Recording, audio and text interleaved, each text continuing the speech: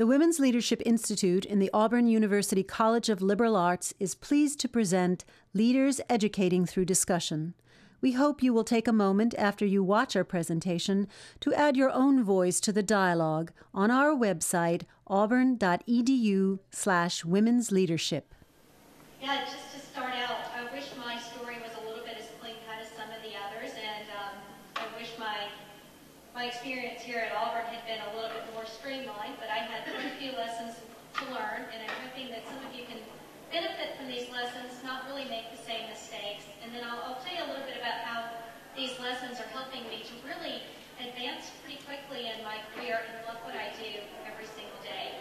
I grew up in a small town in South Alabama, and it was really important in my family to really portray that image of perfection and work on keeping up with the Joneses. So I really came to Auburn with that mentality. I was used to really putting on a different mask for whatever the situation was and focusing on what others defined success as. And so I came to Auburn and jumped right into biomed science with the assumption that I was going to med school. And I should have known after the first semester that was not my path, but I continued to drive on for the next 3 years unsuccessfully, and then eventually received a letter from Auburn, which I wish I still had that letter. I had some ideas about what I did with it at the time, but kindly asking me to take a year off, a nice vacation to think about things and then try to come back to Auburn.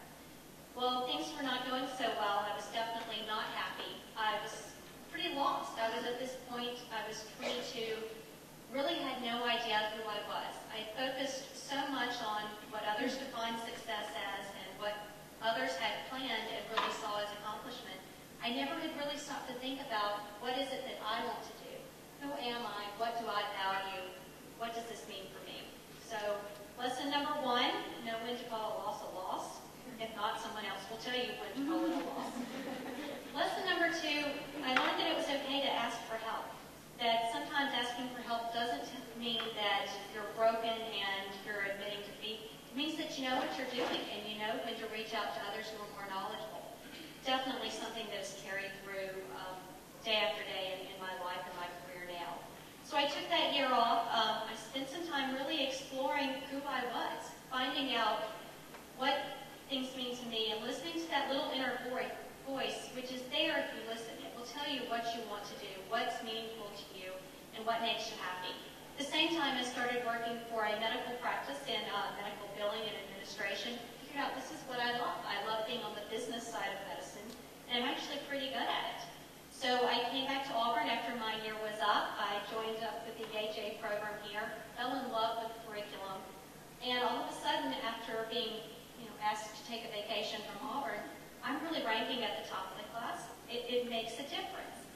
I think that when you find what you want and you really put your heart into it, you enjoy it, you're much better at it, and you really are willing to put that necessary work into it to succeed. So I made it through Auburn, made it out of the HA program, got my GPA up just enough to graduate, and made a job out of finding a job. I interviewed at several places and figured out that no one was going to put me into a box just because an application says you need to have this, and this much experience. If I knew I could do the job, I wrote the cover letter and I went for it. And I figured out quickly that if you can convince someone that you can do the job and bring some life experience or some projects from your classes and show that you're worth it, that they'll definitely give it to you. It's how I got the job that I started off with at the college, and really picked up and learned a lot there and grew the programs. Eventually they recognized that I expanded the programs in working with health information technology and insurer relations so much that they split that off into 2 different job positions. One being the new director or senior specialist for health information technology and developing that program, and then another focusing specifically on insurer relations. Well, I kind of had to pick because I was really good at both of these. I definitely run around the country, make connections, and get things done in the insurance industry.